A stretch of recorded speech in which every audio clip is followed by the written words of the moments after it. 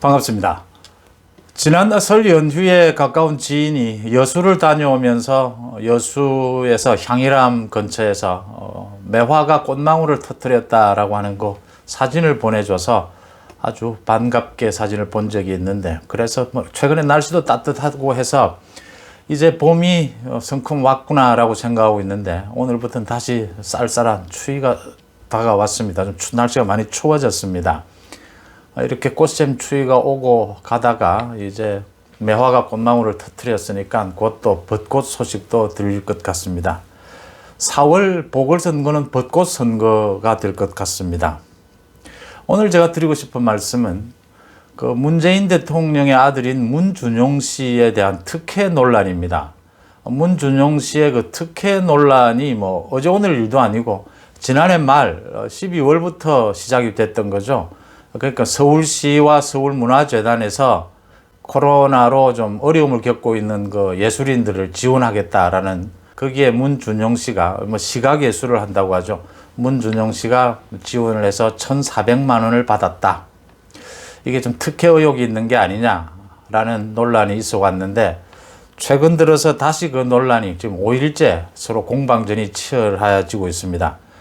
저는 이 공방전을 보면서 저는 문준용 씨가 자신이 주장하다시피 외국에서도 자신의 그 시각 예술이 인정을 받고 있고 유망한 예술인이다 라고 얘기를 하고, 또 그 예술 작품 전시회도 여러 번 열었죠. 저는 그 전시회를 가본 적도 없고 또 사진으로만 그 예술 작품을 봤기 때문에 얼마만큼 뛰어난 예술인지는 잘 모릅니다. 또 제가 예술에 대한 이렇게 소양이 있는 것도 아니고. 문제는 국민의힘의 곽상도 의원이 계속해서 그 문재인 대통령 가족들에 대한 그 여러 가지 의혹을 제기를 쭉 해왔죠. 문재인 정부 들어서. 이 공방전이 벌어지고 있는데, 그 공방전에 대하는 문준용의 그 태도가 어떻게 저렇게, 우리가 싸가지 없다고 하죠. 어떻게 저렇게 무례할 수가 있나. 그 다음, 어떻게 저렇게 말귀를 못 알아들을 수가 있나. 이 얘기의 시작은 그러니까 지난해 4월에 서울시에서 코로나로 어려움을 겪고 있는 예술인들을 지원하겠다고 해서 150명 정도 해서 지원을 하겠다라고 신청을 받았는데, 문준용 씨도 거기에 지원을 해서 1,400만 원을 받았다는 겁니다. 그래서 지난해의 의혹은 대통령의 아들이 이렇게 어려운 영세 예술인들을 지원하는 여기에 대통령 아들이 꼭 지원을 했어야 하느냐. 그 다음 두 번째, 특혜는 없었느냐라는 논란이 한 차례 있었고, 그런데 최근 들어서 다시 이게 논쟁이 된 것이 국민의힘의 곽상도 의원이 이 특혜가 분명하다라고 문제를 제기를 했습니다. 그 근거로는 당초 서울시와 서울문화재단에서 예술 지원에 대해서 150명 내외로 지원을 하겠다, 선정을 해서 지원을 하겠다라고 했는데, 그걸 중간에 늘리게 됩니다. 지원 규모를 250명 선으로 100명 정도를 더 늘립니다. 곽상도 의원의 주장은 이게 당초 150명 수준이었으면 이 문준용의 등수나 점수로는 지원금을 받을 수 없는 수준이었는데 100명을 더 늘리게 되면서 지원금을 받게 됐다.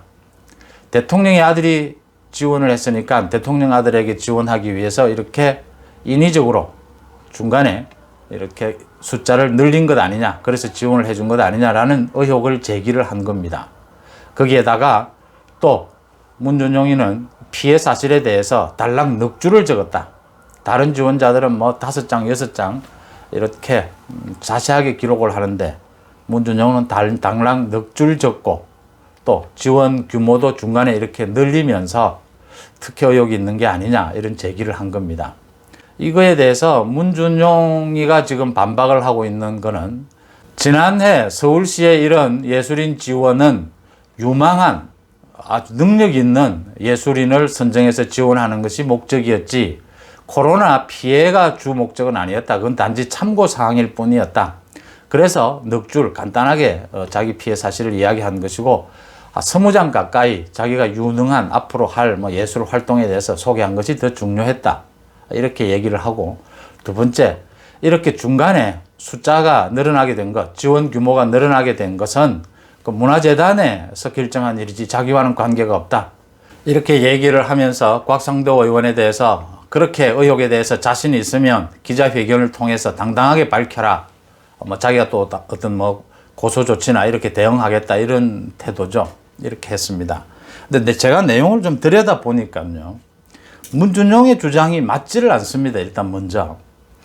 일단 이 서울시와 문화재단에서 한 공고를 보면 공고에 코로나로 인해 직간접적인 타격을 입은 예술인을 지원하겠다라고 되어 있습니다. 코로나와 관계없이 이 전도 유망한 예술인을 지원한다면 이런 얘기를 할 필요가 없죠. 또 타이틀도 코로나로 피해를 입은 예술 지원이라고 할 이유가 없는 거죠. 그냥 예술인 지원이라고 하면 되고 다른 곳에서 다 그렇게 하고 있죠.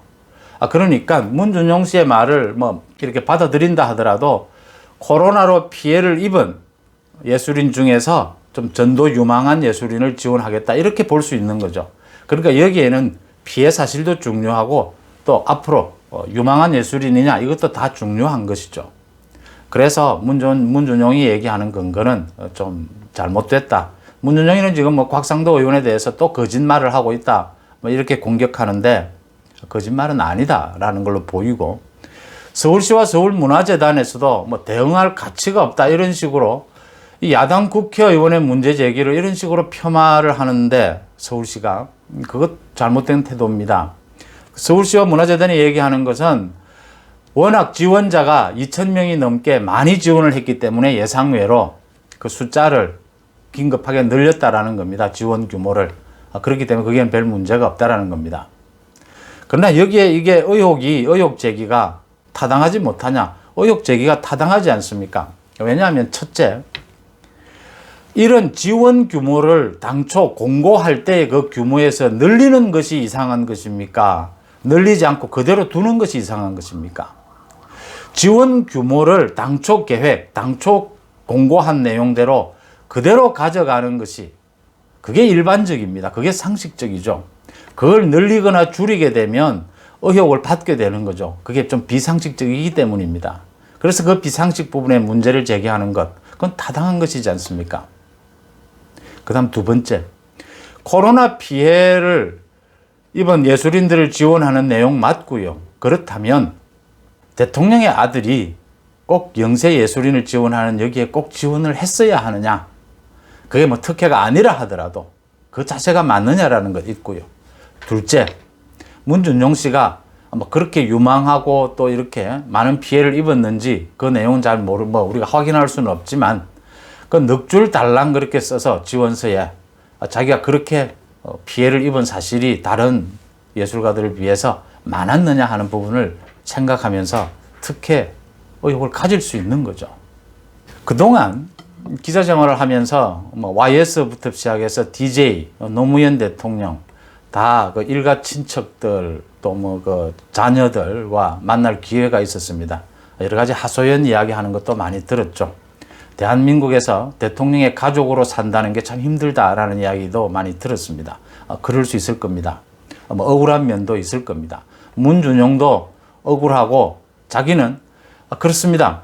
이제 과거처럼 대통령의 가족이라고 해서 무조건 위축되고 무조건 주변의 눈치를 볼 필요는 전혀 없습니다. 자기가 할 일을 당당하게 하는 것, 그게 더 중요할 수도 있습니다. 문제는 대한민국의 대통령제가 과거 왕보다 더한 중앙 집권으로 되어 있는 우리나라 현실에서 이 대통령 가족에 대한 관리 부분은 언제나 문제가 되어 왔다라고 하는 부분입니다.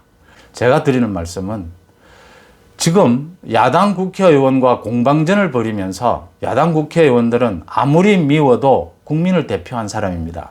공방전을 벌이면서 이렇게 무례한 태도, 이렇게 앞뒤가 맞지 않는 주장을 하는 것이 이해가 되지 않는다는 점입니다. 저 정도라면 주위에서 많은 사람들의 이 의견을 들어서 자기 생각이 잘못된 부분도 고쳐가고 자기의 주장이 국민들이 들을 때는 그게 어떻게 받아들여질지도 생각을 하면서 얘기를 해야 하지 않느냐라는 점입니다. 문준용이가 나도 시민이다. 내 생업을 방해하지 말라. 영세 예술인은 입에 담지도 말라. 이런 거친 공격들을 야당 국회의원에게 하고 자기가 작품성을 인정받는 유망한 작가다. 이런 얘기들을 하는데 두 가지입니다. 첫째, 지금 여당 의원들도 이 곽상도 의원에 대해서 그렇게 문준용이 스토크하려고 하지 말고 예산을 받아서 활동하는 국회의원이 민생이나 챙겨라 이렇게 공격을 하고, 김남국 의원 같은 경우에 다른 국회의원들도 그렇게 근거 없는 의혹을 제기하지 마라, 국회의원이라고 해서 그 국회의원의 특권에 젖어서 근거 없는 의혹을 제기하지 말라 이렇게 공격을 하는데, 민생을 챙기는 것도 중요한 일이지만 국회의원이 권력행 비리 의혹, 특히 대통령의 가족에 대한 그런 의혹에 대해서 제기하는 것도 가장 중요한 국회의원의 의무입니다. 저는 오히려 지금 야당 의원들이, 국민의힘 쪽 야당 의원들이 과거에 비해서 권력에 대해서 스나이퍼라고 하죠, 저격하는 그런 부분들이 취약해졌다, 약해졌다, 그걸 걱정하고 있습니다. 오히려 야당 국회의원들의 당연한 의무입니다. 권력형 비리 의혹에 대해서 의혹을 제기하는 것은 그건 문제될 게 아니고요, 스토커하는 것이 아니고 민생을 챙기는 것 못지않게 중요한 일입니다. 그 다음, 지금 청와대가, 문재인 정부가 4년째 대통령 친인척 관리를 하는 특별감찰관을 임명하지 않고 있습니다. 곽상도 의원이 문재인 보유국이라고 아부를 하는데, 여당에서 이렇게 문재인 보유국에서는 문재인 친인척 관리가 제대로 되지 않고 있다, 문준용 특혜 의혹, 또 문재인 대통령의 딸 사위에 대한 의혹도 계속 제기가 되고 있지 않습니까? 하나 깔끔하게 해명이 되는 게 없지 않습니까? 이런 얘기들을 하니까 문준용이가 요즘 세상에 대통령 아들이라고 그런 특혜가 가능하냐, 오히려 곽상도가 경우에 맞지 않는 의혹 제기를 하고 있다, 무분별하게 라고 이야기했습니다. 요즘 세상에 그런 일이 가능하냐, 그런 일 가능하다는 걸 우리가 지금 조국, 추미애, 이용구, 이승윤, 문재인 정부 사람들의 그 특권의식, 권력 내부에 있는 사람들끼리 이익을 챙기는, 그리고 뭘 잘못됐느냐라고 발뺌하고 그 다음 남 탓하고 하는 것들을 계속 보아오고 있습니다. 문준용은 신문도 읽지 않습니까? 이런 일이 과거보다 더 심해졌기 때문에 오히려 문준용에게 더 의혹의 눈길을 보내는 겁니다. 문준용이 잘못하고 있는 것은 두 가지입니다. 많은 국민들이 지탄하고 있는 것은 두 가지입니다. 하나는 그 말하는 태도, 국민에게 삿대질하는, 국민에게 고함을 치고 눈을 부라리는 그런 태도, 그 다음 사리에 맞지 않게 생각하는 겁니다. 그 판단이 잘못됐어요. 대통령의 아들이 굳이 그 영세 예술인들을 지원하는 걸 지원했어야 하며, 자기가 지원을 하면 특혜 의혹이 생길 수 있다는 걸 불을 보듯 뻔한데도 그 일을 했었어야 하느냐는 겁니다. 그 다음 특혜 의혹이 제기되고 나면 그 뒤에 거기에 대한 해명에 있어서 특혜 의혹이 제기될 때마다 억울한 부분도 있겠죠. 그렇지만 서울시와 함께 문준용도 마찬가지로 그때마다 소상하게 예의 바르게 그걸 해명하는 것이 태도입니다. 그게 국민에 대한 예의죠. 고맙습니다.